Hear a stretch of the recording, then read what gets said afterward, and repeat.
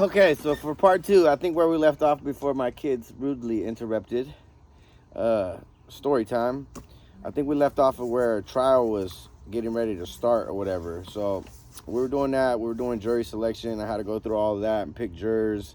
And trial started. The officer and the DA were working together. They actually pulled up a time when I was driving the car 3 years prior, and the video's on here when I got state ref. So they brought up that situation, saying basically that because I was the driver, then it made me the driver of that night in question.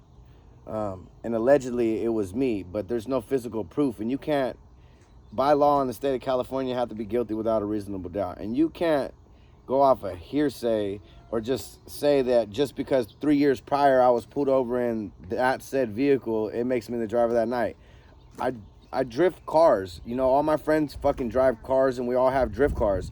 We trade keys with each other all the time. It could have been anybody. And the description that they put out for the driver, which was put out 6 days later, it wasn't even that night. There was no description of a driver. It was 6 days later after he was able to do some research on what I looked like.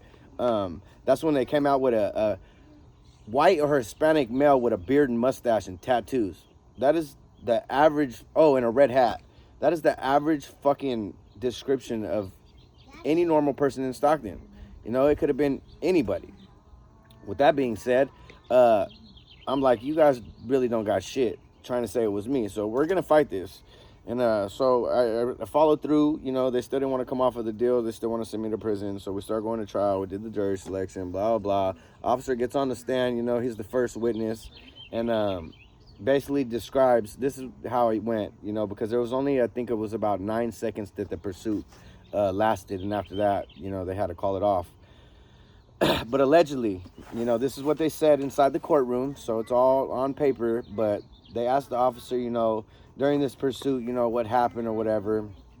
And the officer said that he was on Arch Road or whatever, then the vicinity of Arch Road, and said that he heard tires screeching. And from his knowledge and his line of work, he knows that usually revolves around sideshow activity. A lot of you guys, that's already number one right there. You guys know I don't go to that shit and I don't support it. So strike number one right there. You know, that's a fucking lie.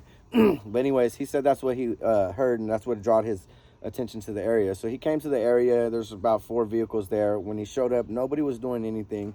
All the cars were stopped. He said that a group of vehicles, there was about 4 or 5 cars they pulled out of there. And those 4 or 5 cars out of there, out of all those cars, my car was the car, or the said vehicle was the car that caught his attention, you know, for loud exhaust.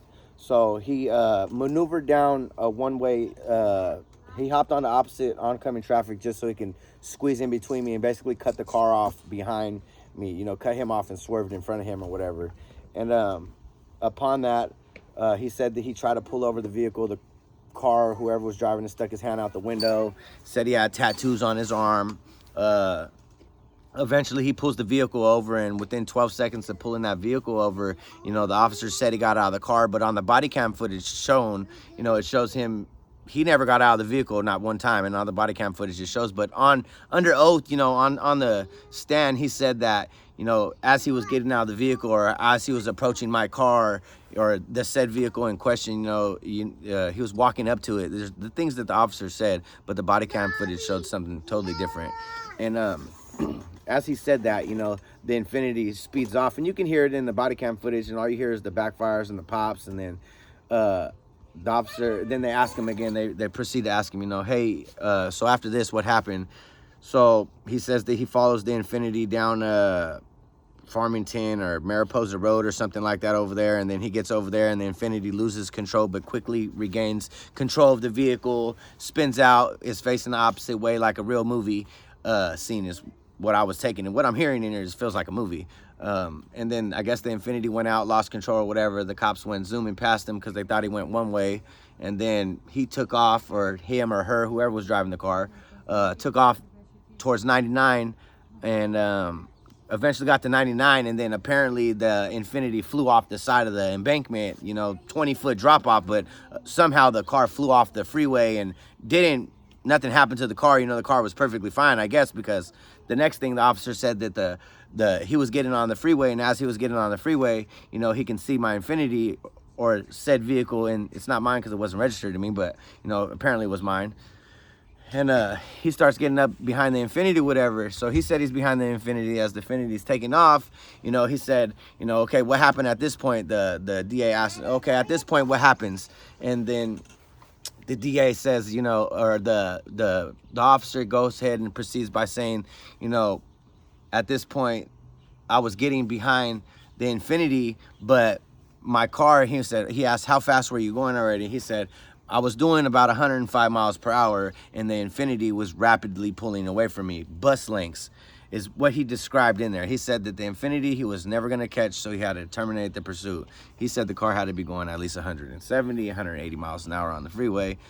Who knows? I don't know. I wasn't driving. This is just all hearsay of what the officer was describing happened. With that being said, we're already at 6 minutes, so we're going to have to move on to part 4. Like, comment, subscribe.